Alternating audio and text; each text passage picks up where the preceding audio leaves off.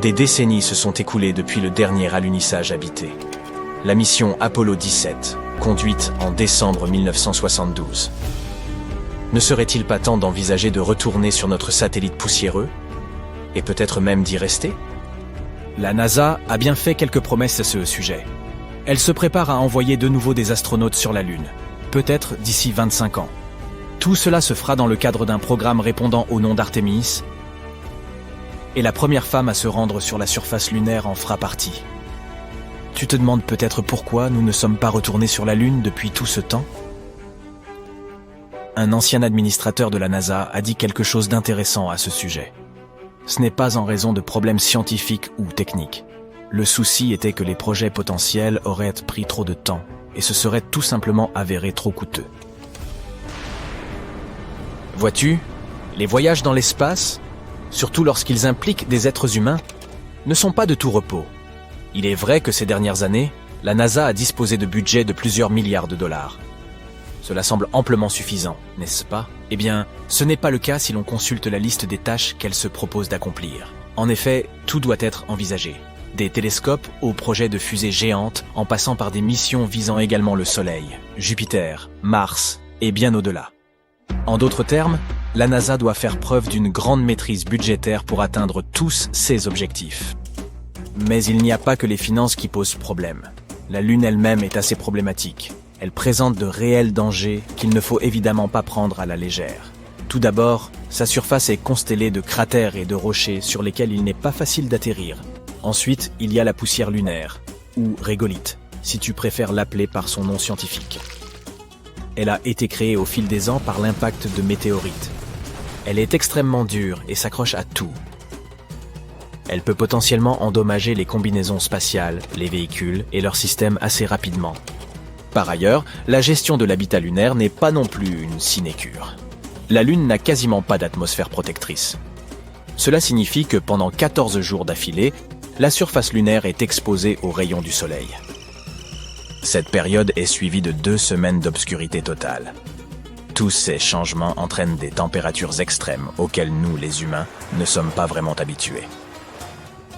Il existe des solutions, ne t'inquiète pas. La NASA travaille sur des combinaisons spatiales et des véhicules résistants à la poussière et au Soleil. Elle développe même un système qui pourrait fournir de l'électricité pendant ces nuits lunaires. Ce qui est encore plus enthousiasmant, c'est que ce système pourrait également s'avérer utile sur Mars, une fois que nous nous y serons posés. La NASA a également besoin d'attirer des personnes très intelligentes en vue de ses projets. Considère ceci. La moyenne d'âge des personnes travaillant au contrôle de la mission Apollo 13 était de 26 ans seulement. De plus, ces gens avaient déjà participé à de nombreuses missions à l'époque. Cela signifie qu'ils avaient acquis une expérience considérable dès leur plus jeune âge. Mais c'est là que d'autres personnes peuvent aussi apporter leur contribution. Ces dernières années, la NASA n'a pas été la seule à travailler sans relâche afin de révolutionner les voyages dans l'espace. Une poignée de milliardaires dispose de ressources suffisantes pour contribuer à ces efforts, et certains développent de nouveaux types de fusées capables d'atterrir sur la Lune. Au total, la NASA a fait atterrir 12 personnes sur notre satellite. Il s'agit certainement de l'un des moments les plus importants de son histoire, si ce n'est le plus important. Et ces astronautes ont accompli des choses étonnantes là-haut. Ils ont ramené des pierres, pris des photos, procédé à des expériences scientifiques et même laissé des drapeaux derrière eux. Ce sont là des moments clés des différentes missions Apollo. Mais celles-ci n'avaient pas pour but de créer un habitat sûr pour les humains sur la Lune. Les scientifiques réfléchissent depuis longtemps à l'idée d'une station spatiale lunaire. C'est tout à fait logique. Après tout, il ne s'agit que d'un voyage de 3 jours depuis la Terre. Cela signifie que nous pouvons, techniquement, nous permettre de faire quelques petites erreurs ici et là, sans mettre en péril l'ensemble du projet. De plus, nous pourrions en apprendre beaucoup avant de nous aventurer encore plus loin dans l'espace. Une base lunaire pourrait nous fournir du carburant pour les missions dans l'espace lointain. Nous pourrions aussi y construire des télescopes et les propulser plus facilement dans l'espace. Cette base pourrait aussi nous aider dans un autre projet d'ampleur, trouver le moyen de rendre Mars habitable. Sans oublier qu'une station spatiale lunaire nous aiderait à en apprendre davantage sur l'origine de la Lune. Qui sait, tout cela pourrait même rapporter de l'argent, grâce à tout le tourisme lunaire engendré. En tout état de cause, le programme lunaire Apollo a demandé beaucoup de travail. Pour commencer, regardons le seul nombre des personnes impliquées. Environ 400 000, venus de tous les coins des États-Unis. Tout ne s'est pas parfaitement déroulé, loin s'en faut. Au moins 2 incidents catastrophiques se sont produits. Tout d'abord, un incendie s'est déclaré sur la rampe de lancement d'Apollo 1. Ensuite, un réservoir d'oxygène a décidé de faire des siennes à bord d'Apollo 13, causant de graves problèmes en cours de mission. Une partie importante du processus reposait sur le projet Saturne V. C'est à ce jour la fusée la plus puissante à avoir décollé avec succès, avec une hauteur équivalente à 36 étages. Tu as du mal à envisager la chose ? Cette fusée était 2 fois plus haute que les chutes du Niagara. Grâce à Saturne V, la NASA a mené à bien 13 missions. Elle a notamment conduit 24 astronautes vers la Lune, la moitié d'entre eux ayant même fait un petit tour à sa surface. Les fusées et les navettes spatiales actuelles sont pour la plupart incapables de dépasser l'orbite terrestre basse. En termes plus simples, elles ne peuvent pas atteindre la Lune avec à leur bord toute la machinerie dont les astronautes ont besoin pour prospérer. Les engins spatiaux actuels ne sont tout simplement pas capables de transporter une telle charge, du moins pas depuis les missions Apollo. Quoi qu'il en soit, nous avons accompli de nombreux progrès sur Terre et nous serons prêts à envoyer de nouveau des astronautes sur notre satellite d'ici peu. C'est là que le projet Artemis entre en jeu. Il s'agit d'un programme supervisé par la NASA. Et pour s'assurer que tout se passe bien, celle-ci a déjà affrété la mission Orion. Un vaisseau spatial sans équipage, censé se mettre en orbite autour de la Lune puis revenir sur Terre. Tu peux voir cela comme un essai entièrement automatisé. Avant d'envoyer à nouveau des gens dans l'espace, il fallait bien nous assurer que tous les dispositifs fonctionnaient correctement. Et un jour, Orion sera le véhicule qui emmènera à nouveau des astronautes sur la Lune. Il est équipé d'un système d'interruption de lancement pour assurer la sécurité des astronautes en cas d'incident lors du décollage. Il est également équipé d'un module de service, qui se trouve être la centrale électrique, qui alimente et propulse Orion et maintient les astronautes en vie en leur fournissant de l'eau, de l'oxygène, de l'électricité et en contrôlant la température ambiante. Tous ces projets futurs nous amènent à nous interroger. À quoi ressemblera la vie sur la Lune ? Pour l'instant, nous ne pouvons que faire appel à notre imagination. Certains prétendent que nous vivrons dans des habitats tout droit sortis d'un conte de fées. Des maisonnettes semblables à des trous de hobbits bien douillets. Vivre sous terre sur la Lune pourrait s'avérer une nécessité en raison des températures extrêmes et du manque d'oxygène. Si l'on ajoute à cela la menace des météorites et les radiations incessantes, il n'est guère étonnant que nous ne puissions pas toujours nous aventurer à la surface. Qu'en est-il du transport ? Des entreprises, grandes ou petites, tentent de créer le moyen de transport idéal sur la Lune. Si les projections actuelles se confirment, un type de taxi lunaire devrait être capable de décoller dans les 24 heures. Contrairement à nos fusées actuelles, ces taxis de l'espace n'auront pas à faire face aux conditions difficiles de la rentrée dans l'atmosphère terrestre. Il leur sera donc plus facile d'effectuer de multiples allers-retours. Pour rendre notre vie lunaire possible, nous devrons disposer d'une zone spéciale permettant aux taxis spatiaux de décoller et d'atterrir en toute sécurité. Il s'agirait d'une aire d'alunissage définie sur une surface ferme et plane et protégée par de hauts murs contre la poussière lunaire. Se déplacer sur la surface de la Lune sera également plus facile. Les véhicules de nouvelle génération dont nous parlons disposeront de leur propre environnement contrôlé. Ce qui signifie que tu n'auras pas besoin de combinaison spatiale à l'intérieur. S'il te prend l'envie de sortir un peu de ton véhicule spatial, il te faudra bien sûr enfiler ta combinaison. D'accord, nous avons trouvé notre maison et notre voiture. Mais qu'en est-il du carburant ? C'est là que la Lune nous donne un petit coup de pouce. La gravité lunaire plus faible signifie que nous n'avons pas besoin d'autant d'énergie pour échapper à son attraction. De plus, la Lune recèle de la glace, ce qui est extrêmement pratique, car nous pourrions être en mesure de convertir cette glace en carburant pour nos fusées. Nous aurons besoin d'engins spatiaux spécifiques pour nous aider à extraire cette glace. L'un de ces outils est baptisé Trident. Il s'agit d'une sorte de foreuse, parfaite pour creuser la surface glacée de la Lune. D'autres robots aideront à transformer cette glace en carburant et à l'acheminer vers une station-service spatiale. Si cela fonctionne, les fusées en route pour Mars pourraient s'y arrêter afin de faire le plein de carburant avant de poursuivre leur voyage. Et si nous vivions dans un monde où la Lune et le Soleil échangeaient leur place ? Oui, je sais à quoi vous pensez. Les conséquences seraient énormes et catastrophiques. Mais voici une perspective intéressante. Et si nous survivions malgré tout? À quoi ressemblerait notre vie dans ce nouveau monde et que se passerait-il dans le système solaire? Nous allons le découvrir. Commençons par la Lune. Saviez-vous que c'est la Lune qui cause les marées sur Terre? Vous savez ce phénomène qui fait que l'océan avance et recule comme s'il jouait à un match de beach volley? On doit cela à la force gravitationnelle de notre satellite. Et grâce à la Lune, la rotation de la Terre reste stable. C'est assez important si on ne veut pas finir comme Uranus, qui tourne sur le côté.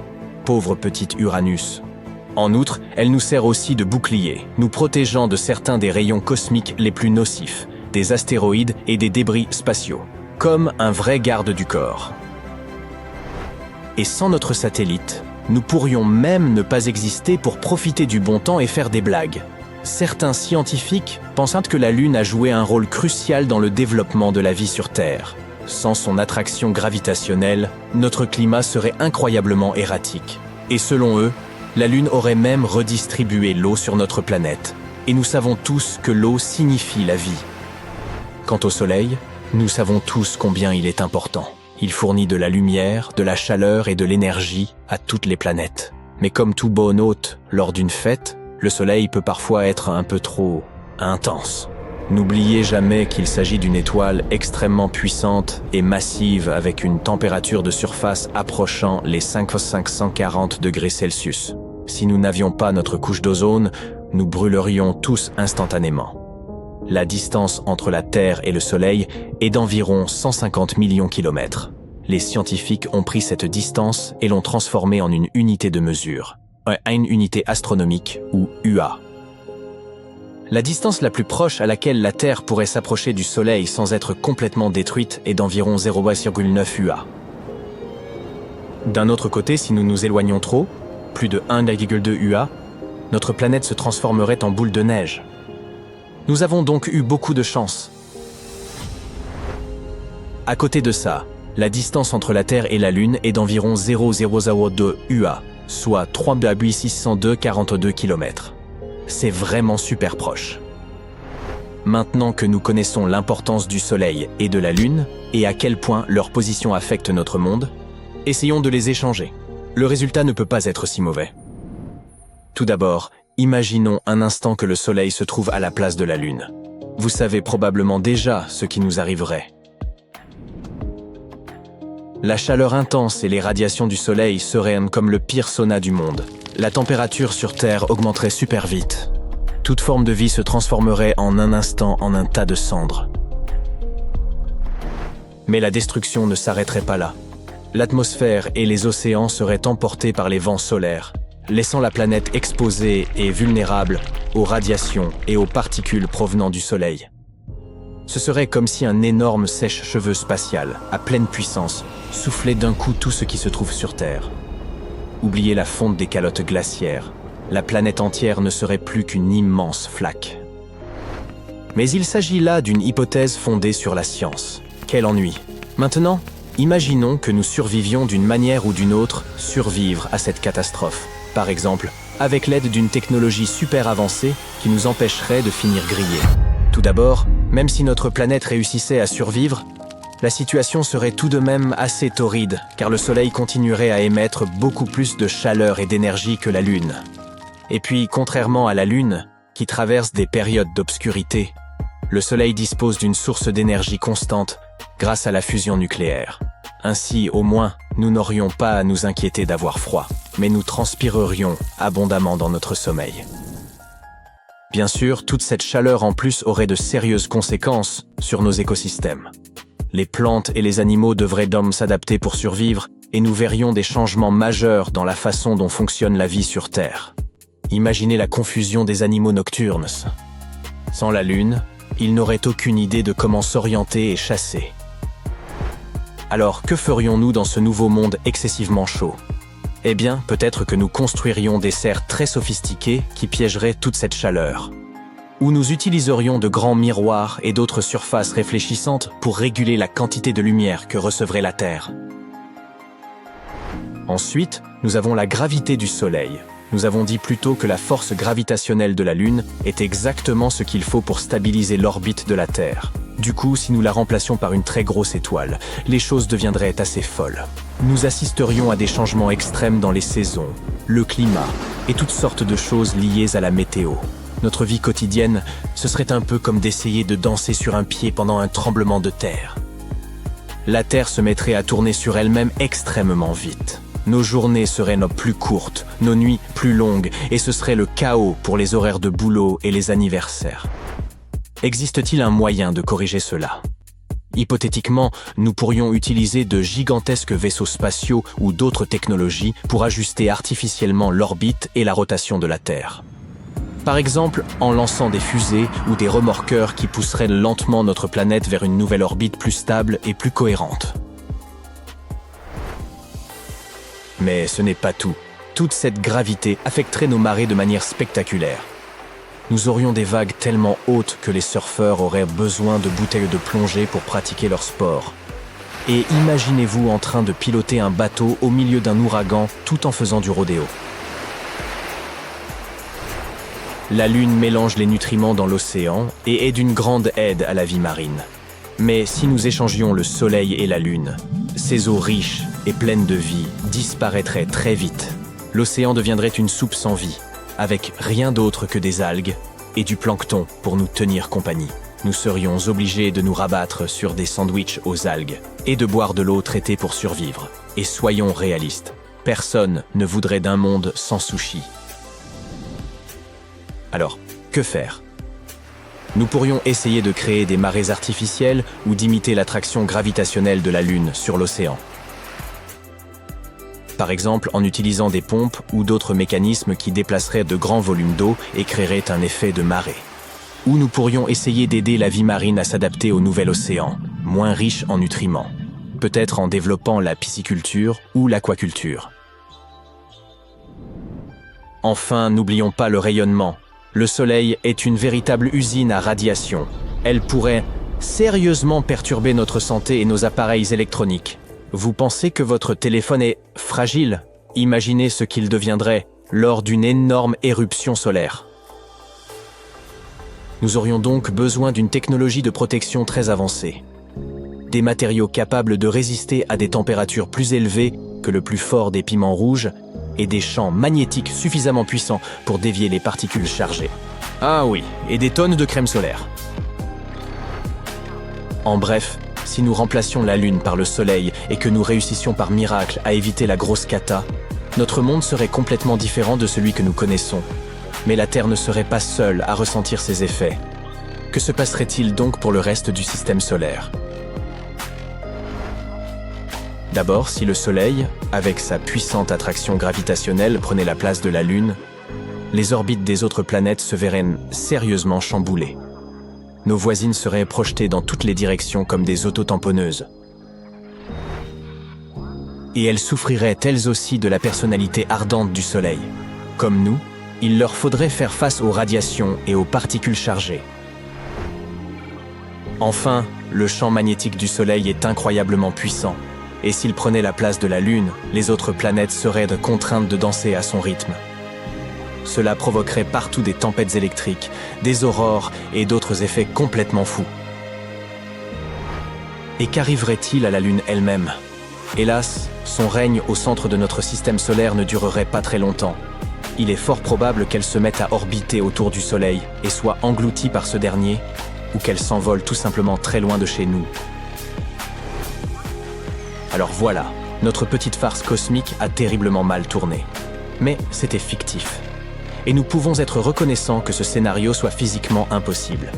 Continuons donc à profiter de la Lune et du Soleil qui nous donnent la vie à des distances idéales. Vous savez comment tout a commencé il y a 13,8 milliards d'années avec le Big Bang. Bam ! Non, attendez, je peux faire mieux. Badaboum. Non, c'est... peu importe. Et l'univers ne cesse de s'étendre depuis. À ses débuts, il était entièrement composé de gaz, principalement d'hélium et d'hydrogène. Au cours de milliards d'années, le gaz s'est étendu et refroidi. Pendant ce temps, des galaxies, des étoiles et d'autres choses mystérieuses dans l'espace, que nous essayons d'explorer aujourd'hui, se sont formées sous l'action des forces gravitationnelles. Et dans ce Capharnaüm, il y a environ 4,6 milliards d'années, notre magnifique planète est également apparue. Tout a commencé par un disque de gaz et de poussière qui orbitait autour de notre jeune Soleil, exactement comme c'était le cas pour le reste des planètes de notre système solaire. Ce disque était constitué de gaz et de particules de poussière de différentes tailles. Elles tournaient autour du Soleil à des vitesses différentes et sur des orbites qui n'étaient pas plus stables que prévisibles. Elles se heurtèrent constamment les unes aux autres. Ces particules ont grandi à partir de très petits grains de poussière pour devenir des rochers, et plus tard, des corps plus grands appelés planétésimaux, qui se déclinaient en objets de quelques kilomètres à plusieurs de centaines de kilomètres de diamètre. Ces planétésimaux qui orbitaient autour du Soleil au sein du disque avaient une force gravitationnelle suffisante pour attirer d'autres objets du voisinage hors de leurs orbites et entrer en collision avec eux. À mesure qu'ils se heurtèrent sans cesse, ils devenèrent de plus en plus gros, jusqu'à atteindre des diamètres de plusieurs milliers de kilomètres. C'est pratiquement la taille de Mars et de notre Lune. Nous savons tout cela grâce aux météorites. Elles proviennent de différents endroits de notre système solaire et apportent toutes sortes de matériaux à notre planète. Elles nous donnent quelque chose d'intéressant à étudier et à apprendre sur notre propre système et sur sa formation. Ces matériaux comprennent de très petits morceaux de poussière et de roches appelés chondres, qui ont traversé le chaos et survécu aux moments difficiles qui ont précédé la création des planètes. Les météorites apportent également des morceaux d'astéroïdes et de planétésimaux, laissés après la fin du processus de formation des planètes. Alors que ces objets se formaient, certains éléments radioactifs comme l'uranium et le hafnium ont été piégés à l'intérieur des minéraux et en sont devenus partie intégrante. C'est ainsi que les scientifiques ont pu déterminer leur âge. Mais la phase finale de formation de notre planète, et de façon générale, tout ce chaos qui agitait notre système solaire a peut-être pris un peu plus de temps. Jusqu'à 100 millions d'années de plus environ. C'est alors que le dernier grand impact s'est produit et que la Terre a finalement atteint sa taille actuelle. Ce qui s'est réellement passé, c'est qu'elle a heurté un autre objet presque aussi grand que Mars. Cette collision a été si puissante que l'impact a produit assez d'énergie pour vaporiser une partie du métal et de la roche à la fois sur Terre et sur ce planétoïde. Et cette vapeur a créé un disque qui a entouré notre planète. Celui-ci s'est refroidi et regroupé après un certain temps. Et c'est ainsi que nous avons obtenu la Lune. Notre Lune est le fruit des débris de cet impact, qui était une combinaison de gaz chaud et de roches en fusion. Il existe cependant d'autres théories sur la formation de la Lune. La théorie de la fission prétend qu'elle se serait simplement détachée de la Terre. La théorie de la capture suggère que la Lune se serait formée ailleurs dans notre système solaire. À un moment donné, alors qu'elle se promenait, elle se serait tellement rapprochée de la Terre qu'elle aurait fini par être capturée par sa gravité. Enfin, les partisans de la troisième théorie, celle de la coformation, pensent que la Lune et la Terre se sont formées simultanément à partir du même disque protoplanétaire. Avant la formation de la Lune, la Terre était un endroit très différent.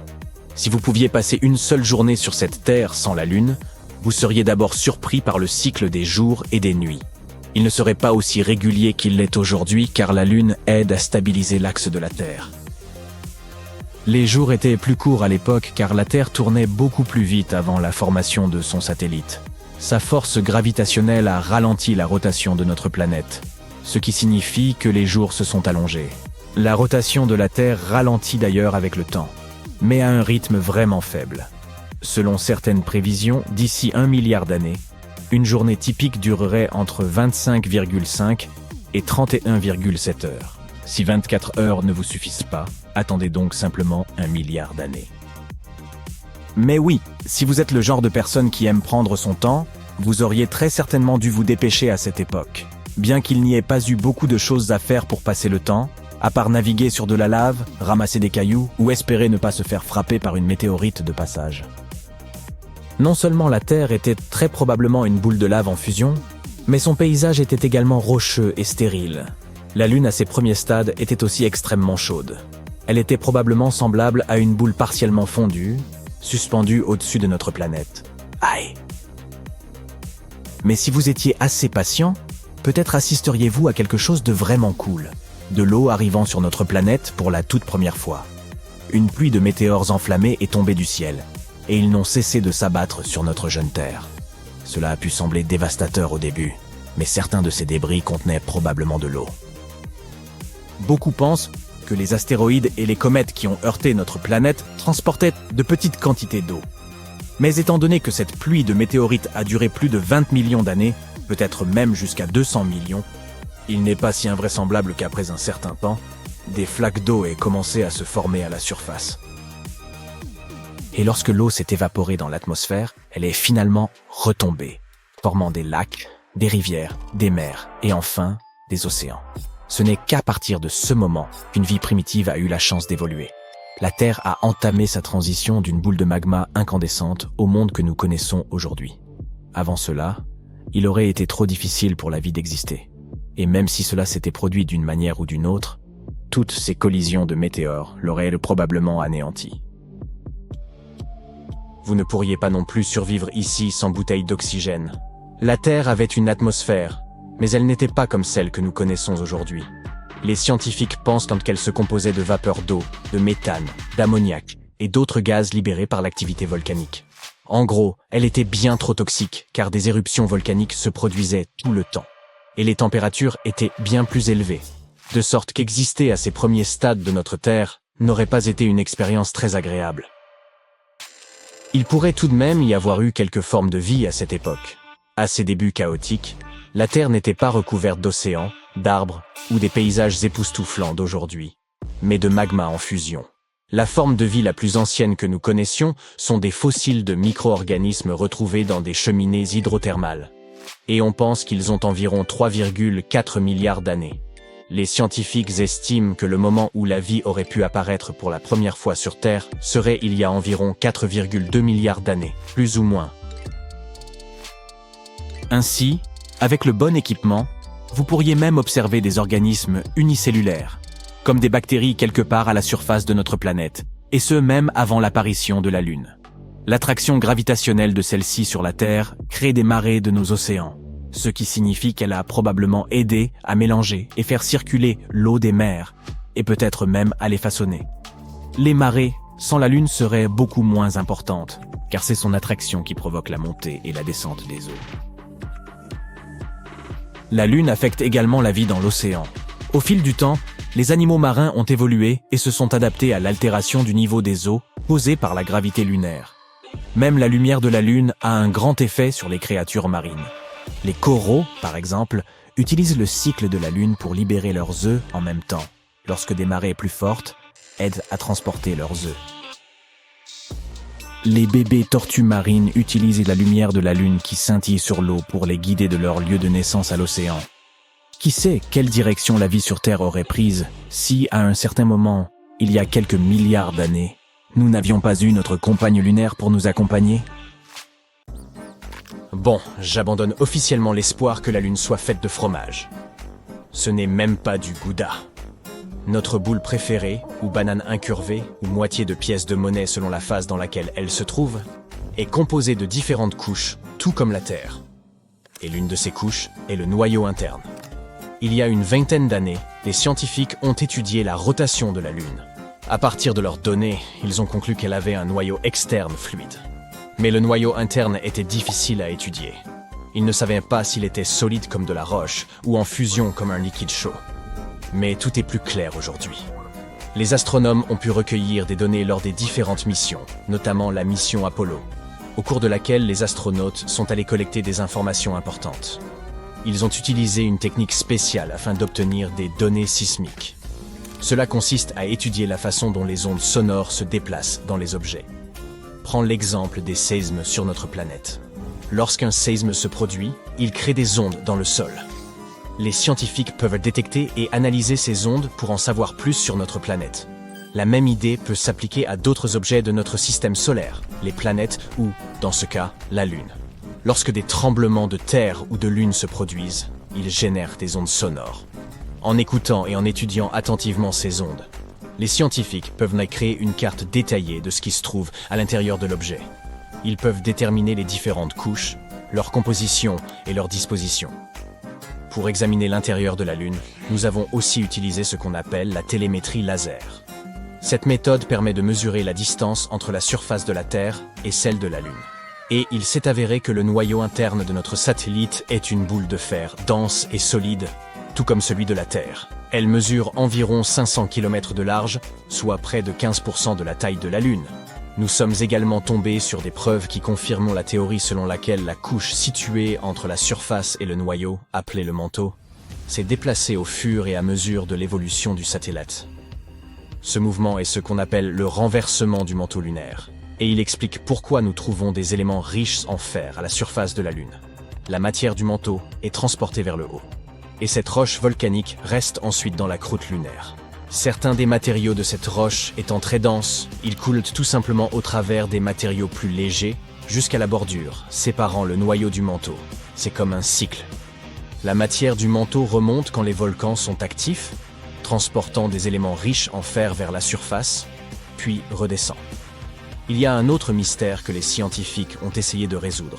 Qu'est-ce qui a fait que le champ magnétique de la Lune s'est affaibli et a failli disparaître ? Maintenant que nous avons découvert le noyau de fer et le renversement du manteau, nous allons pouvoir obtenir quelques réponses sur le champ magnétique de la Lune. Savoir à quoi ressemble le noyau interne peut nous aider à mieux comprendre l'histoire de la Lune ainsi que celle de l'ensemble de notre système solaire. Selon l'une des théories largement acceptées sur l'origine de la Lune, il y aurait eu une collision massive entre la Terre à ses débuts et un objet mystérieux de notre système solaire. C'est ce qu'on appelle la théorie du grand impact. Cette collision aurait été si puissante qu'elle aurait arraché un gros morceau de la Terre, alors encore en fusion. Si tu mets une pièce de 5 centimes américains à côté d'un petit pois vert, tu auras une bonne idée de la taille de notre planète par rapport à celle de la Lune. Ce morceau a ensuite été lancé en orbite autour de notre planète. Et cela se serait produit environ 95 millions d'années après la formation de notre système solaire. L'objet qui a frappé la Terre aurait eu une masse d'environ 10% de celle de notre planète et une taille à peu près équivalente à celle de Mars. Et oui, la Terre et la Lune ont des compositions similaires, après tout. Bien sûr, il existe d'autres théories sur la formation de la Lune. Selon l'une d'elles, ce serait la force gravitationnelle de notre planète qui l'aurait capturée. Cela signifie que la Lune ne faisait que passer par là lorsque, soudainement, elle a été attirée dans l'orbite de la Terre. Il existe même une hypothèse selon laquelle la Terre aurait volé la Lune à Vénus. Si c'est vrai, la Lune n'a pas à se plaindre. La vue est bien meilleure d'ici. Alors oui, la Lune et la Terre sont similaires en ce qui concerne les roches et certains minéraux. Mais la Lune n'a pas la même atmosphère que notre planète. Son atmosphère est fine et se compose de gaz bizarres, du potassium et du sodium par exemple. Ce qui est tout à fait différent des atmosphères de Mars, de Vénus ou de la Terre. Et il n'y a pas d'eau dans les roches lunaires. Mais cela ne veut pas dire qu'il n'y a pas d'eau du tout. Au XVIIe siècle, des astronomes ont vu de grandes taches sombres à la surface de la Lune. L'un de ces astronomes, Michael van Langeren, pensait que ces taches ressemblaient à des océans. Il les a donc appelées Maria, ce qui signifie « mer » en latin. D'autres astronomes ont également dressé des cartes de la Lune et ont aussi utilisé le terme de Maria pour décrire ces taches sombres. Par exemple, Mare Tranquillitatis se traduit par « mer de la tranquillité ». C'est là qu'Apollo 11 s'est posé. Mais il s'avère que ces taches sombres ne sont pas du tout des océans. Ce sont des plaines de lave durcies remontées à la surface il y a longtemps. Des éruptions volcaniques auraient laissé derrière elles ces zones lisses et plates qu'on appelle plaines de basalte. À la fin du XIXe siècle, un observateur, William Pickering, a examiné la Lune et découvert qu'elle n'avait pas d'atmosphère. Sans atmosphère, il n'y a pas de nuages ni d'air pour empêcher l'eau de s'évaporer. Les scientifiques pensaient donc que s'il y avait eu de l'eau sur la Lune, elle aurait disparu tout de suite. Ils pensaient que la Lune était totalement sèche. Mais en 1961, un physicien, Kenneth Watson, a eu une idée différente. Il a découvert qu'il pouvait y avoir de l'eau sur la Lune, dans des zones appelées cratères d'obscurité éternelle. Ce sont des endroits où le soleil ne brille jamais, et qui restent donc sombres en permanence. De la glace d'eau pourrait y exister parce qu'il y fait extrêmement froid. La glace ne s'évaporerait tout simplement pas. Mais quand les astronautes des missions Apollo se sont rendus sur la Lune, 1969-1972, ils ont ramené des échantillons de sol, et les scientifiques n'y ont trouvé aucune trace d'eau. Alors, tout le monde s'est remis à croire que la Lune était complètement sèche. Dans les années 90, la NASA a examiné ces cratères et a trouvé de fortes concentrations d'hydrogène, ce qui voulait dire qu'il pouvait y avoir de la glace sur les pôles. Ils n'en étaient pas sûrs, alors ils ont continué à creuser et Au bout d'un moment, ils ont trouvé de l'hydrogène à l'intérieur de minuscules perles de verre volcaniques. Il n'y a pas de volcan actif sur la Lune aujourd'hui, ce qui signifie qu'il y avait sans doute de l'eau à l'époque où c'était le cas, il y a très longtemps, et il se peut même qu'il y en ait eu beaucoup au tout début de l'existence de la Lune. En 2020, la mission Sophia de la NASA nous a montré ce que nous cherchions depuis très longtemps. Il y a bel et bien de l'eau sur la Lune. Il s'avère qu'elle a été cachée dans les grains de poussière et qu'elle colle à la surface dans les zones de la Lune éclairées par le Soleil. Il n'y a donc pas d'océan comme sur Terre, mais il y a au moins quelque chose. Mais une question demeure. Comment l'eau est-elle arrivée là? Il semble que la Lune ait connu quelques déboires lors de sa formation, comme sans doute la plupart des planètes et des lunes de notre système solaire. Il est donc possible que de l'eau soit apparue à la suite de collisions avec des comètes, et peut-être même que d'autres comètes en apportent davantage encore aujourd'hui. Une situation véritablement chaotique. Des micrométéorites glacés entrent en collision avec la surface de la Lune, et la poussière crée un désordre encore plus grand en interagissant avec les vents solaires. Nous espérons en apprendre plus à ce sujet, car, comme nous le savons, qui dit eau dit aussi inévitablement vie. C'est pourquoi nous voulons en savoir davantage, notamment sur toute cette glace cachée dans les cratères de la Lune. Elle pourra peut-être nous apprendre quelque chose sur la façon dont la vie s'est développée ici. Les comètes nous ont peut-être apporté tous les éléments nécessaires, et certains de ces mêmes éléments sont peut-être aussi coincés dans la glace de la Lune. Mars a 2 lunes, Phobos et Deimos. À part leur forme bizarre, elles n'ont rien de remarquable. Sauf une chose. Il n'y a pas si longtemps, les scientifiques ont découvert un phénomène étrange à la surface de Phobos. Et ils n'ont toujours pas trouvé d'explication. Quel est ce phénomène? Et qu'est-ce qu'il nous apprend sur l'histoire de notre système solaire? Découvrons-le ensemble. L'astronome américain Asaph Hall a découvert Phobos et Deimos en 1877. Sais-tu que toutes les planètes de notre système solaire portent le nom de divinités grecques et romaines? Par exemple, Mars, ou Arès, est la célèbre divinité de la guerre. C'est pourquoi les satellites naturels de cette planète rouge ont été nommés d'après les fils d'Arès, Phobos et Deimos. Ces jolis noms cachent en réalité des significations effrayantes. Peur et horreur. En 1971, le télescope Mariner 9 de la NASA a pris ses premières photos. C'est comme ça qu'on a découvert que ces corps spatiaux ne ressemblaient pas du tout à notre Lune. Ils ont cette forme bizarre, ainsi qu'une orbite étrange et instable. De plus, il n'y a pas d'autres lunes dans le système solaire qui se déplacent aussi près de leur planète mère que ces deux-là. Mais même s'ils sont très proches de Mars, si tu tenais à la surface de la planète rouge, tu pourrais à peine les voir. C'est parce que la courbure de Mars cache Phobos et Deimos de la vue. Même si tu te trouvais quelque part sur l'équateur, Phobos ressemblerait à un simple astéroïde, et Deimos à une étoile. Tout cela parce que ces satellites ne sont que des miettes par rapport à notre Lune. Ce sont les lunes les plus petites et les moins brillantes de tout le système solaire. Ce qui est ironique, vu leur nom terrifiant. Bref, il semble que tout devrait être assez clair avec ces deux satellites. Mais non, il y a un hic. Les scientifiques reconstituent l'histoire de l'espace en se basant sur les traces trouvées sur différents objets spatiaux. Des bosses, des rayures, des fissures, toutes ces choses peuvent nous dire ce qui s'est passé il y a des milliards d'années. Pendant longtemps, les scientifiques étaient sûrs que, tout comme les dieux grecs dont ils tirent leur nom, Phobos et Deimos étaient des jumeaux. Mais ensuite, l'orbiteur viking de la NASA a pris de nouvelles photos des satellites. Et c'est alors qu'ils ont découvert une différence significative entre les deux. La surface entière de Phobos est couverte d'énormes rainures. Il s'agit d'une série de longues et profondes fosses s'étendant d'une extrémité à l'autre de Phobos. Ok, et alors ? Tous les objets spatiaux présentent ce genre de choses à leur surface, n'est-ce pas? Certes, il y a d'autres satellites avec des rainures et des éraflures similaires, mais aucun n'en a autant que Phobos. Ce dernier est complètement couvert de rainures, et elles sont énormes, jusqu'à 19 km de long et 200 mètres de large. Et ce n'est pas tout. Certaines de ces rainures se croisent avec d'autres. Cela signifie que Phobos a vécu non pas un, mais plusieurs événements traumatisants. Mais qu'est-ce qui lui est arrivé exactement? Les scientifiques n'en sont pas encore tout à fait sûrs. Mais ils ont quelques idées. Et ces théories peuvent nous renseigner non seulement sur le passé de Phobos, mais aussi nous aider à prédire son avenir. Théorie numéro 1. Impact d'astéroïdes. Le premier suspect est assez évident. Il y a un grand cratère de près de 10 km de large sur Phobos. Il a été baptisé Angeline Stickney, d'après la femme d'Asaph Hall, le scientifique qui a découvert les satellites. Et la première théorie stipule qu'un corps astronomique s'est écrasé sur Phobos. L'impact a été si fort qu'il a laissé ce grand cratère.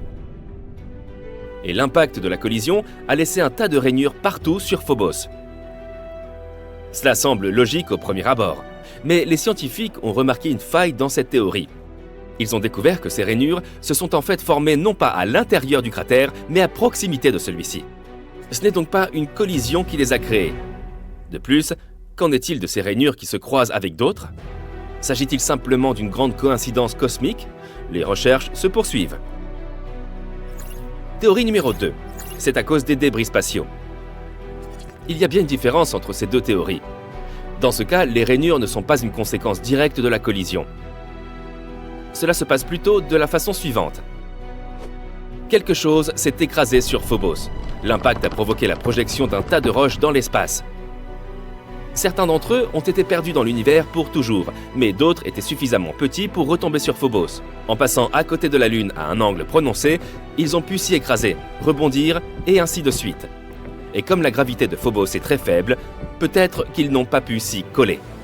En d'autres termes, ces roches ont été continuellement tirées vers le satellite et repoussées de celui-ci pendant de très nombreuses années. Cette théorie explique les rainures qui se croisent. Les roches tombaient constamment à ces endroits.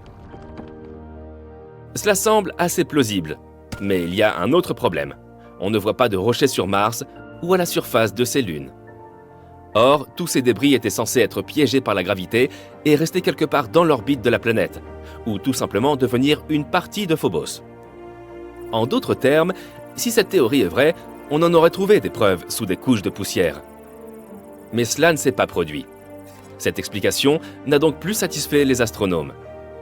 Ils ont donc continué à chercher le coupable. Peut-être que les rainures n'ont rien à voir du tout avec le cratère Stickney.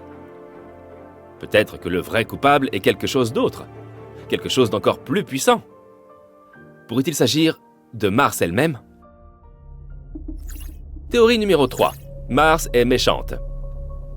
Les théories précédentes impliquent que Phobos et Deimos étaient à l'origine des fragments de Mars. Comme s'ils s'étaient détachés d'elle et étaient devenus des satellites. Tout comme notre Lune.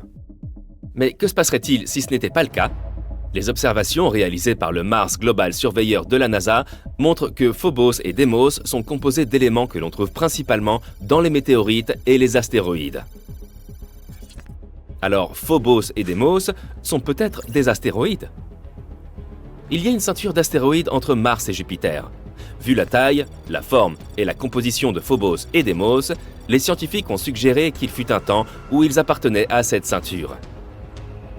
Puis, un jour, ils se sont envolés. Et la gravité les a attirés vers Mars. Ce phénomène est appelé capture d'astéroïdes. C'est toutefois difficile à croire. Certes, la capture d'astéroïdes n'est pas rare, mais ces deux-là volent à côté de Mars depuis des milliards d'années. Il est étrange que leur orbite soit restée les mêmes. De plus, l'atmosphère de Mars est très raréfiée. Et à cause de cela, elle pourrait difficilement capturer des astéroïdes. En théorie, ils auraient dû se séparer de Mars à la première occasion. Or, cela ne s'est pas produit. Cela signifie que, d'une manière ou d'une autre, ils sont restés coincés. Et Mars a immédiatement commencé à les détruire. Dans cette version, Mars s'avère être très méchante. En étudiant le passé, on a trouvé des preuves de crimes futurs. Les mystérieuses rainures de Phobos pourraient être causées par les forces de marée entre Mars et Phobos. La Lune et la Terre en échangent aussi, se déformant légèrement l'une l'autre. Mais comme Phobos est beaucoup plus proche de Mars, l'impact des forces gravitationnelles y est beaucoup plus fort. En d'autres termes, la gravité de Mars détruit progressivement Phobos. Tous les 100 ans, le satellite se rapproche de Mars de 1,8 cm. Il rétrécit aussi jusqu'à 2 mètres, devenant encore plus fragile et plus faible. Plus il devient petit, plus les forces de marée l'impactent. créant d'étranges rainures et rayures supplémentaires.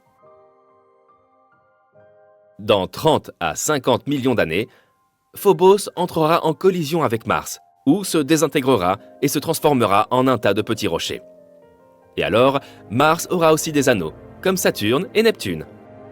C'est pourquoi Phobos est aussi appelée la lune martienne condamnée.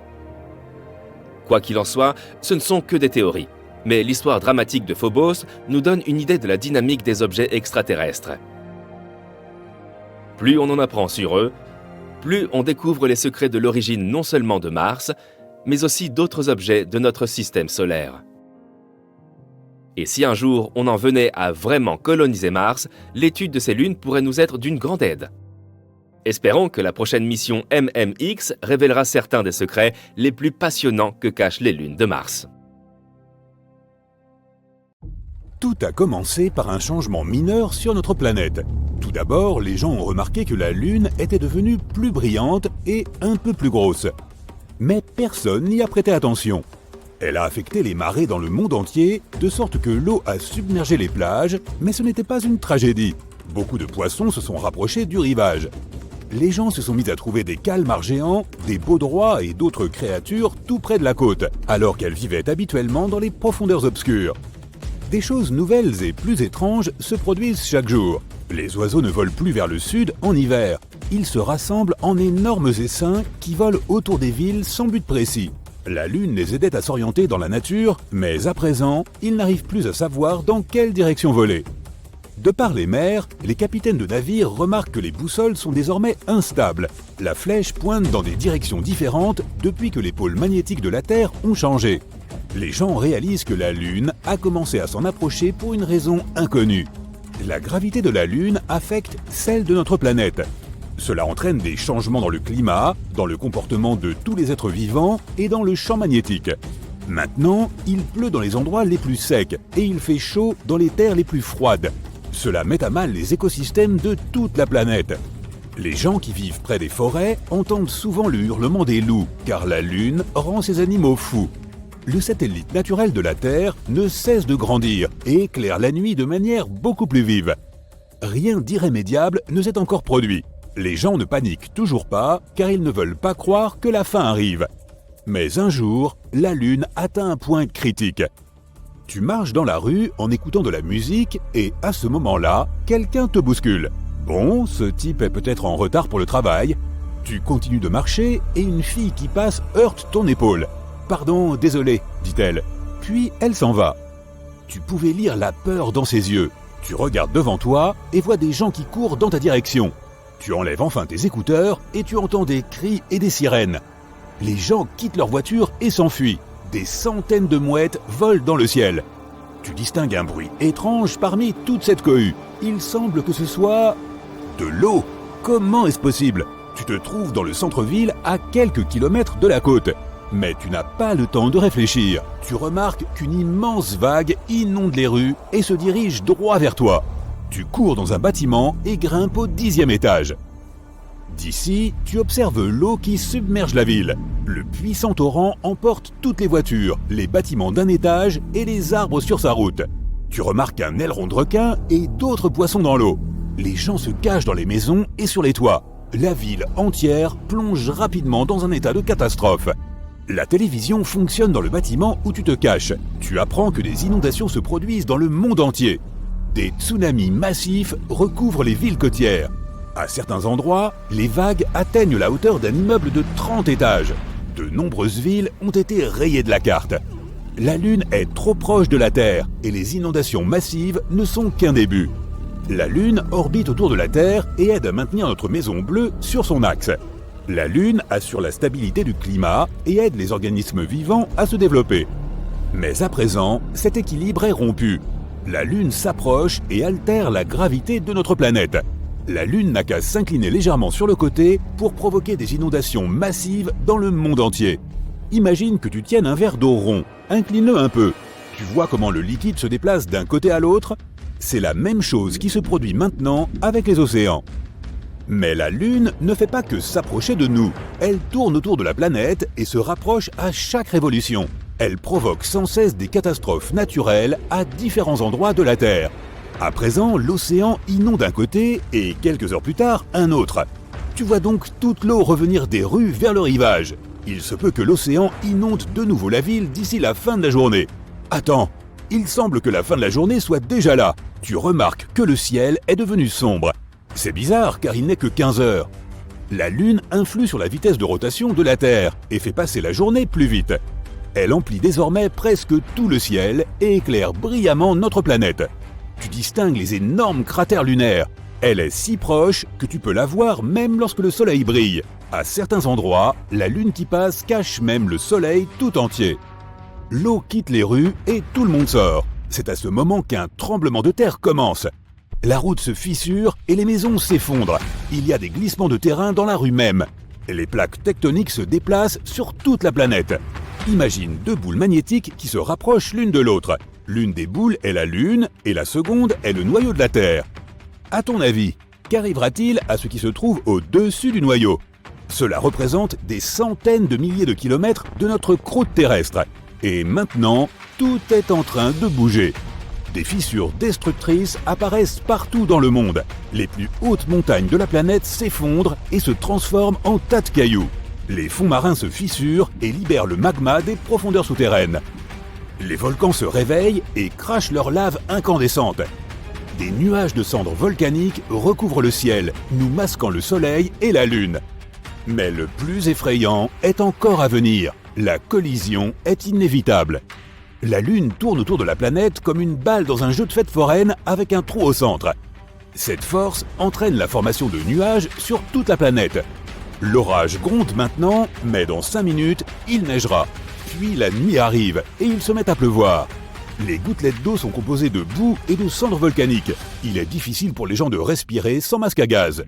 La pression atmosphérique change constamment. Certaines personnes ont de fortes migraines et d'autres ont les articulations douloureuses. Mais tu n'as pas le temps de t'attarder là-dessus. L'humanité doit trouver comment échapper à cette collision. Un nouvel ordre gravitationnel apparaîtra lorsque la Lune s'écrasera sur la Terre. Les continents vont changer de forme. Ils se combineront en un seul morceau de terre gigantesque ou se diviseront en une centaine de plus petits. L'énergie de la collision pourrait brûler tout l'oxygène de l'atmosphère et rendre toute la planète impropre à la vie. Il n'y a pas non plus de sens à se cacher sous terre à cause de tous ces séismes profonds. Les gens décident de passer leurs derniers instants avec leurs proches et leurs familles. La Lune se rapproche de plus en plus. Elle se trouve maintenant à la même distance que la Station spatiale internationale se trouvait de nous. La Lune obscurcit le ciel. De nombreuses villes sont dans le noir à cause des vagues. Des tsunamis de plusieurs kilomètres de haut s'écrasent contre le sol. Des millions de tonnes de magma entrent en contact avec l'océan. Des milliards de litres d'eau s'évaporent. L'humidité s'élève dans les airs, se mélange aux cendres et se répand sur la planète sous la forme de cumulus géants. Tu as fini par accepter le sort funeste de notre planète. Mais quelque chose d'étrange arrive à la Lune à ce moment-là. Tu remarques que des fissures géantes apparaissent dessus. La Lune commence lentement à se scinder en 2 parties, et celle-ci se divise en centaines de gros morceaux. Elle est en train de s'effondrer. La Terre n'a plus de satellite naturel. Ce n'est plus qu'un tas de roches spatiales géantes. Mais pourquoi cela se produit-il ? Il existe un espace autour de notre planète appelé la limite de Roche. À cet endroit, la gravité de la Terre agit plus fort que celle de la Lune. Cela signifie que les forces qui maintiennent la Lune ensemble sont plus faibles que celles qui la déchirent. Les gens applaudissent. La limite de Roche a sauvé notre planète et la Lune ne nous frappera pas.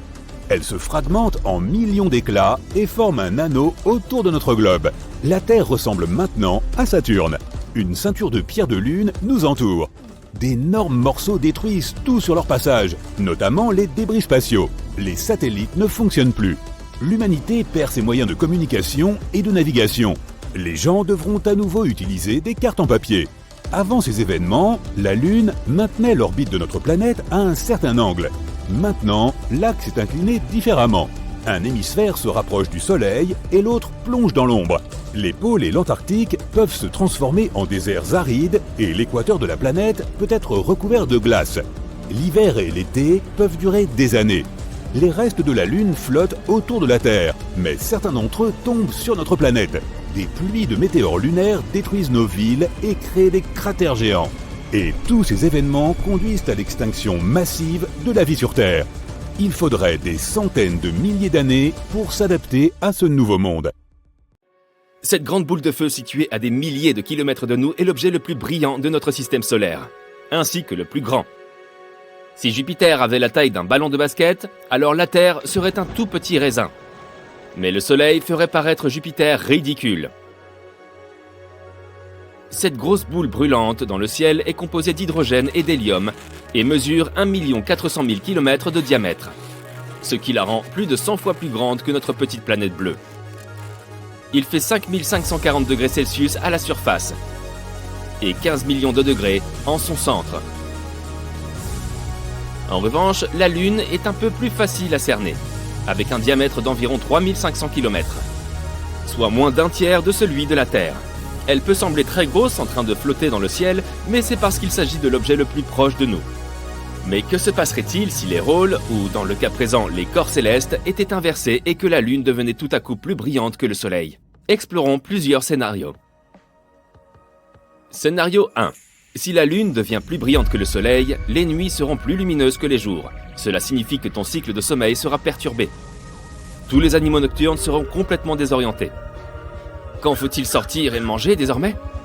Au pôle nord et sud de la Terre, les nuits et les jours durent déjà plusieurs mois. Les habitants de cette région ont donc déjà une idée de ce que c'est que de dormir à 23h avec le soleil qui brille au-dessus d'eux. Pour le reste d'entre nous, ce ne sera pas si facile. Disons que tu es en train de camper, tu prépares un bon repas et tu te prépares pour une longue nuit. Après t'être frayé un chemin dans la forêt, tu trouves un endroit qui offre une vue imprenable sur le lac et le ciel clair. Il est 19h. Tu allumes un feu pour y cuire des marshmallows et tu prépares ton télescope. Le seul problème est que lorsque le soleil commence à se coucher, la lune éclaire le ciel encore plus intensément. Il ne fait pas aussi chaud qu'on pourrait l'imaginer car il ne s'agit pas de lumière directe du soleil, mais quoi qu'il en soit, c'est toujours assez chaud. Scénario 2. Les températures vont certainement augmenter de toute façon. Cela signifie que la neige va fondre plus vite que tu ne pourrais dire « Quoi? Qu'est-ce qui se passe ici ?» La neige sur les calottes polaires sera la première à fondre, suivie par les calottes polaires elles-mêmes. Avec cette chaleur, le niveau des mers va monter et entraîner sous l'eau les petites îles éloignées, disséminées dans l'océan. Les villes côtières disparaîtront, et tout le monde vivra plus près de l'intérieur des terres. Cela provoquera probablement une réaction en chaîne dans l'économie mondiale. Il n'y aura plus d'hiver, ce qui signifie qu'il n'y aura plus d'activités hivernales comme le ski, le snowboard ou les batailles de boules de neige. Les animaux et les plantes du monde entier seront affectés. Le monde se transformera en un grand désert. L'eau se fera rare au fil des ans, mais les gens trouveront un moyen de la préserver. Scénario 3. Tu es assis derrière ton bureau, tu t'ennuies. Tu manques de clients. Les gens n'achètent pas autant de lunettes de soleil que tu ne le pensais. Mais la lune devient soudain plus brillante que le soleil et tout le monde doit porter ses lunettes en permanence lorsqu'il sort. Tu ne peux pas répondre à la demande de lunettes de soleil, alors tu embauches plus de personnel et tu développes ton activité. Tu finis par devenir la première entreprise de lunettes de soleil du pays. On déconseille de regarder le soleil à tout moment du jour ou de la nuit. Les villes sont couvertes d'immenses visières pour réduire la luminosité au quotidien. Les lunettes de soleil se trouvent de toute taille et de toute forme pour les différents moments de la journée. Certaines ressemblent à des lunettes de protection fixées autour de la tête, tandis que d'autres ressemblent à de grands casques. Scénario 4. L'atmosphère de la Lune est si fine qu'elle ne peut rien retenir. Tout comme dans les déserts sur Terre. Il n'y a pas de nuages pour apporter de pluie, c'est pourquoi il fait toujours chaud ou froid. Oui, le plus grand désert du monde est le continent antarctique, qui est un désert froid et stérile, contrairement à ce que les gens pensent du désert du Sahara. Donc si tu veux toujours atterrir sur la Lune, tu ferais mieux d'y réfléchir à 2 fois maintenant. Les personnes qui travaillent dans la Station spatiale internationale devront se trouver un nouveau bureau. La Lune sera trop brillante pour qu'on puisse la voir, compte tenu de la distance qui les sépare. Si la Lune est juste plus brillante que le Soleil, en omettant la chaleur, alors la Station spatiale aura besoin de quelques petits ajustements pour empêcher la lumière d'entrer. La raison pour laquelle nous voyons la Lune sous différentes formes est due à sa position par rapport au Soleil. La Lune ne tourne pas, contrairement à la Terre. Elle est en quelque sorte collée à nous et montre toujours le même côté. Ainsi, selon la position de la Lune au cours du mois, nous aurons une nuit super lumineuse pendant la pleine Lune et des nuits relativement brillantes pendant le reste du mois. Scénario 5. Si la Lune devenait plus brillante que le Soleil, elle produirait plus de chaleur que le Soleil et deviendrait aussi probablement plus grosse. la gravité sur Terre changerait considérablement en raison de la nouvelle taille de la Lune. La structure entière de l'orbite changerait et affecterait les objets célestes qui flottent dans l'espace. Les planètes commenceraient bientôt à tourner autour de la Lune. La Terre pourrait s'éloigner davantage du Soleil. Si cela se produisait, tout devrait se réajuster aux changements radicaux de la gravité. Une gravité insuffisante signifie que les bâtiments n'auraient pas de fondations solides sur lesquelles reposer et finiraient par s'effondrer. Les ponts et les grands monuments ne tiendraient pas non plus. Les gens ne seraient pas capables de marcher correctement et le feraient d'une drôle de manière. Scénario 6. Dans plusieurs des scénarios, j'ai indiqué que la Lune était simplement plus brillante que l'objet qui émet la dite lumière. Mais dans ce cas, la lumière proviendrait de la réflexion du Soleil par la Lune, ce qui signifie que le Soleil devrait être 2 fois plus brillant qu'aujourd'hui. Si le Soleil devenait 100 fois plus grand, il émettrait plus de rayons, qui peuvent être nuisibles et émettre beaucoup de radiations nocives pour tout être vivant sur Terre. La force gravitationnelle du Soleil pourrait attirer d'autres objets en orbite autour de lui et amener d'autres objets de l'espace à rejoindre son orbite. Les planètes feraient la fête dans notre club galactique et nous pourrions être éjectés de notre orbite à nous. Bien sûr, cela poserait un plus grand risque pour tout ce qui se trouve sur Terre, car les choses deviendraient plus chaudes et plus sèches qu'auparavant. Scénario 7. Si nous parlons de la Lune qui devient plus brillante, nous pouvons aussi supposer qu'elle sera plus proche de la Terre que maintenant. La luminosité ne sera pas le problème ici, car la gravité entraînera des changements majeurs sur Terre. Mais chaque jour, 24 heures sur 24, il y aura une marée haute. Elle sera si extrême qu'il y aura des inondations constantes dans toutes les villes côtières. Toutes les îles seront submergées, ce qui augmentera la population des villes de l'intérieur des terres. La vie marine vivra le meilleur moment de sa vie lorsque l'eau submergera les sols. Les bateaux devront être repensés pour s'adapter aux nouvelles conditions, de même que les sous-marins. Le transport aérien sera la priorité, mais les grands navires de croisière auront un look futuriste et une carrure plus imposante pour résister aux vagues violentes. Les nuits seront très lumineuses par rapport aux jours ordinaires. La température mondiale augmentera, ce qui fera fondre la neige et fera monter encore plus le niveau des mers. Les comètes et autres objets célestes seront attirés par une force gravitationnelle plus forte, de sorte que nous devrons toujours lever la tête lorsque nous sortirons. Mais ne t'inquiète pas, la Lune est toujours là et le sera encore pendant très longtemps. La relation entre la Terre et la Lune est compliquée. Heureusement, nous n'avons qu'un seul satellite naturel. D'autres planètes dans notre système solaire ont plusieurs lunes qui tournent autour d'elles. Certaines sont si grandes qu'elles ont la taille de la Terre. Imagine que plusieurs d'entre elles puissent affecter notre planète d'origine. Mais ça, c'est un sujet pour une toute autre histoire.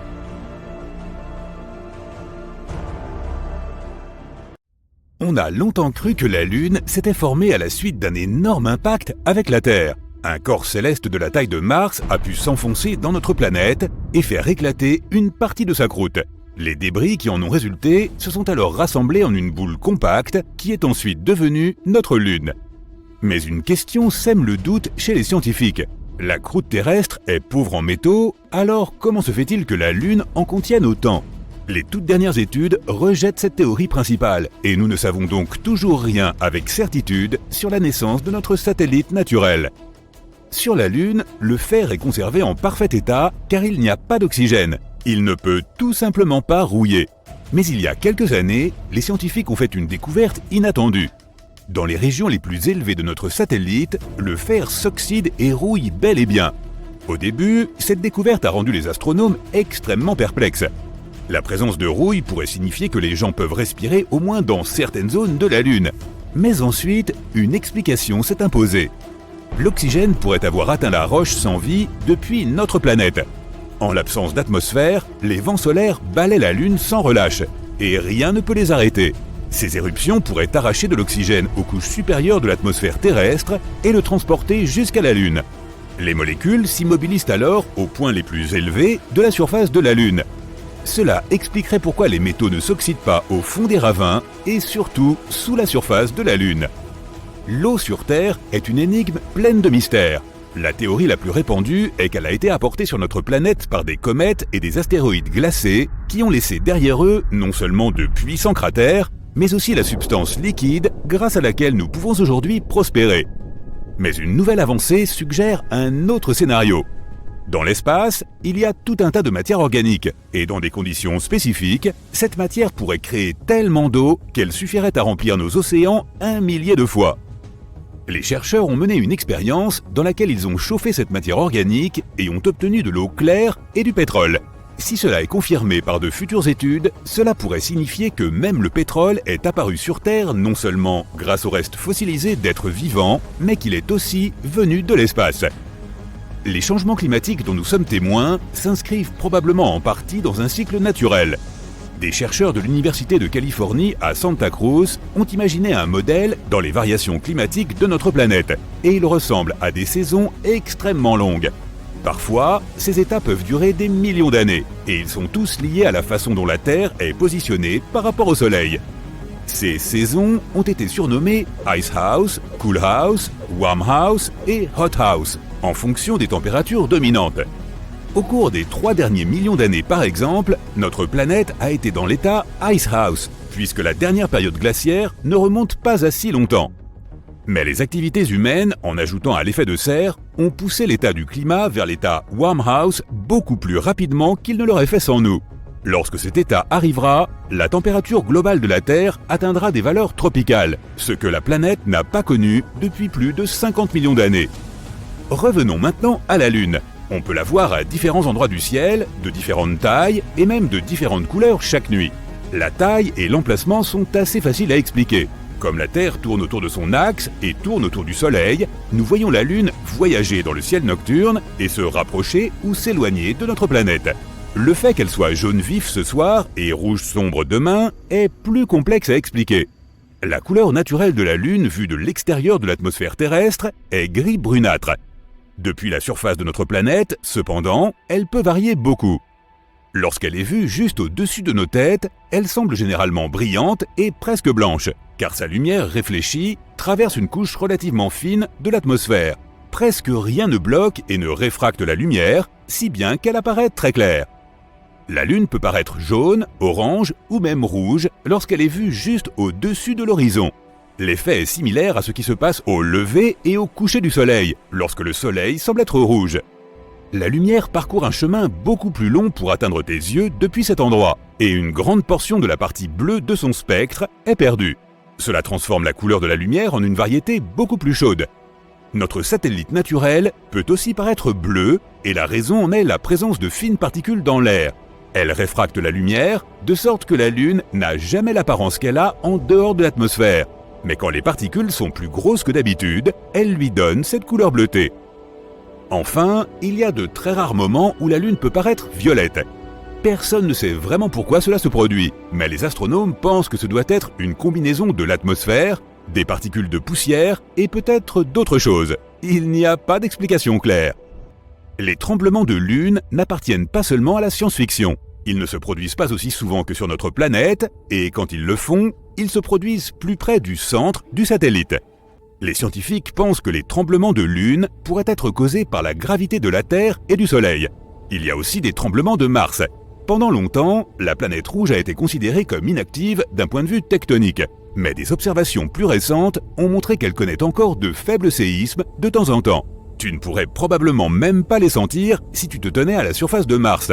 Mais cela signifie que certains processus géologiques sont toujours en cours sous le paysage rouge et poussiéreux.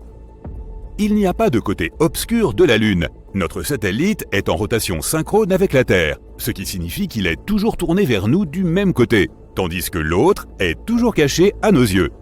Le Soleil est beaucoup plus loin de nous que la Lune, et il réchauffe et éclaire tour à tour un côté et l'autre de la Lune, tandis que nous tournons tous les deux en rond.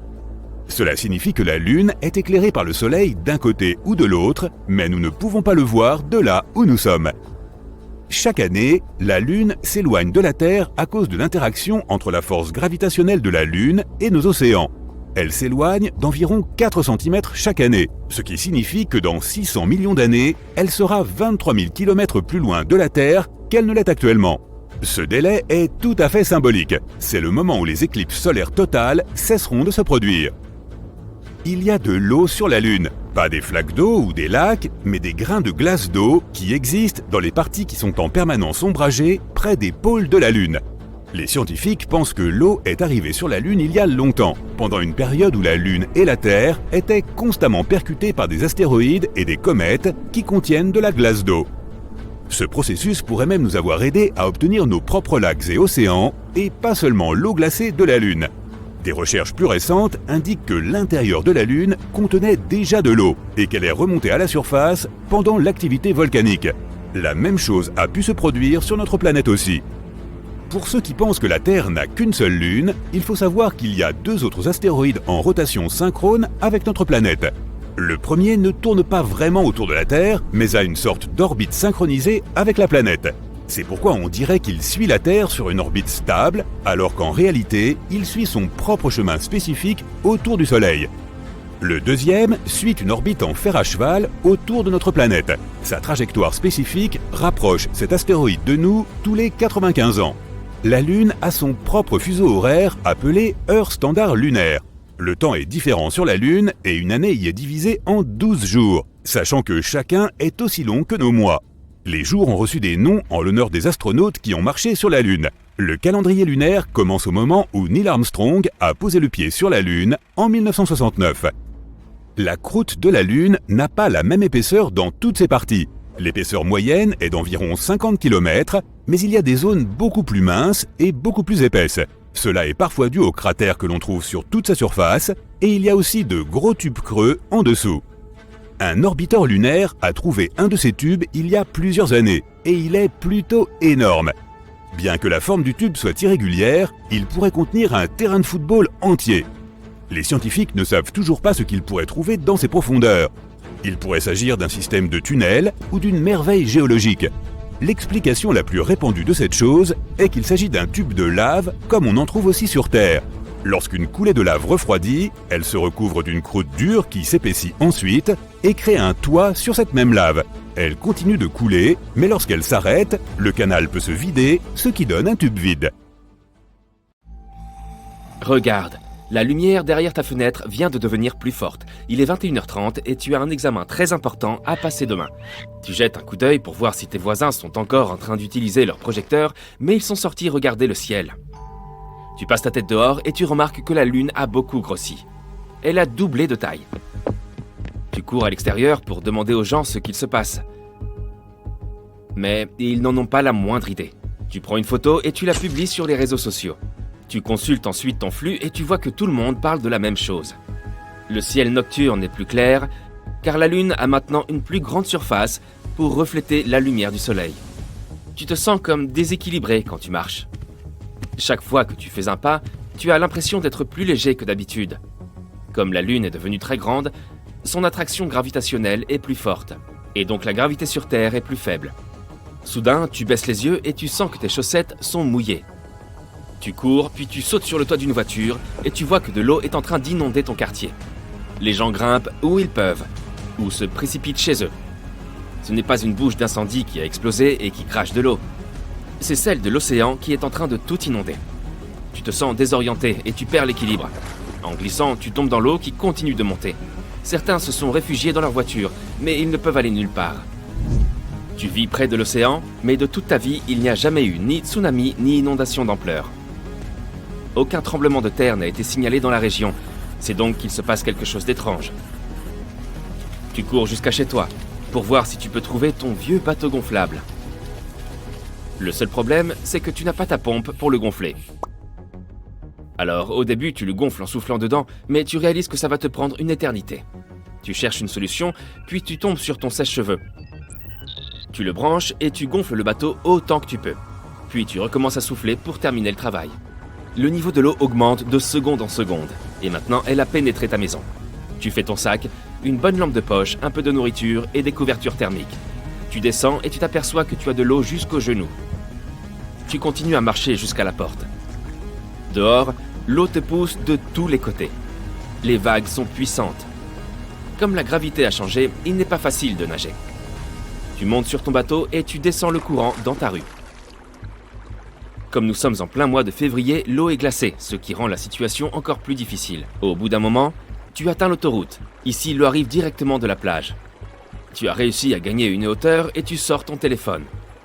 Tu l'avais rangé dans la poche imperméable de ton sac afin de le garder au sec. Il ne te reste que 15% de batterie. Mais par chance, tu as apporté de quoi la recharger. Tu appelles ta famille pour leur demander s'ils sont au courant de ce qui se passe, mais ils n'en savent pas plus que toi.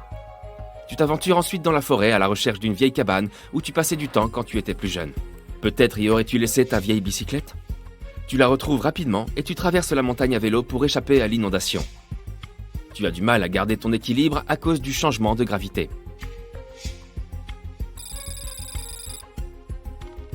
Des scientifiques sont assis devant des ordinateurs portables et des feuilles de calcul. Ils essaient de comprendre ce qui se passe.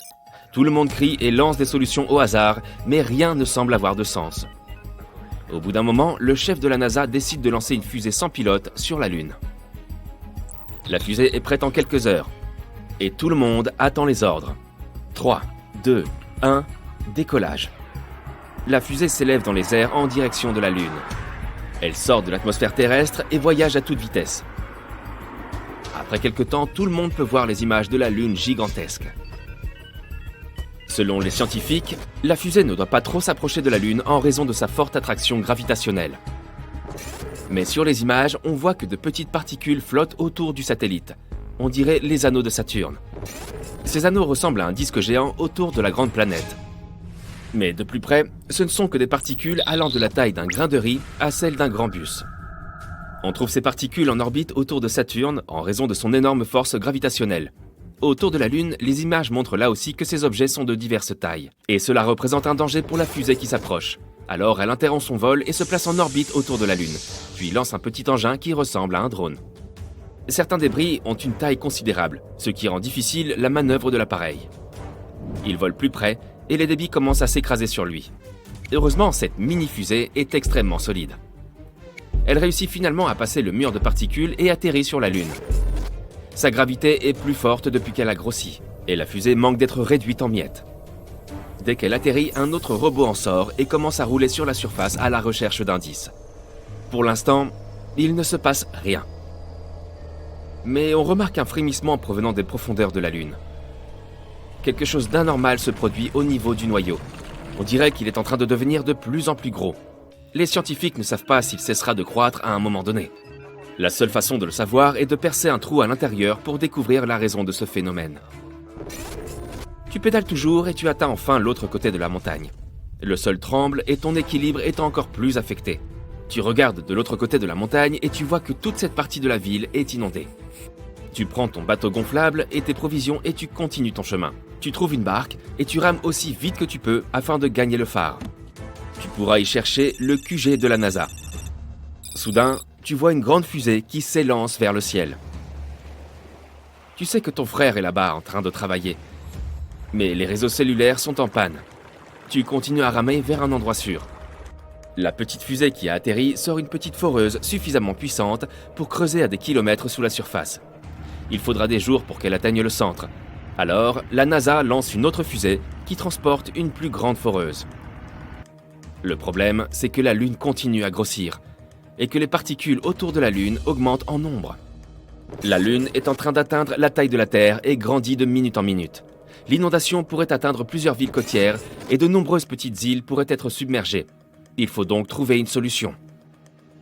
La gravité pourrait affecter la structure des bâtiments et les faire s'effondrer les uns après les autres. Mais le petit robot ne le permettra pas. Il continue donc de creuser pour comprendre ce qui se passe sur la Lune. Certaines roches semblent devenir plus chaudes à mesure qu'ils s'enfoncent sous la surface. Cela peut être le signe que l'expansion de la Lune pourrait mener à une explosion.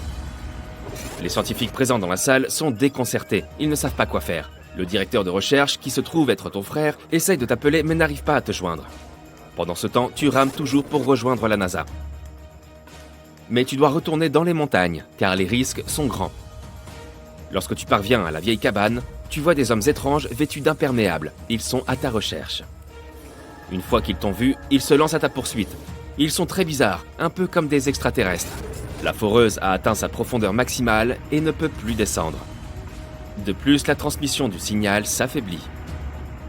Soudain, une silhouette surgit et braque ses feux sur le robot.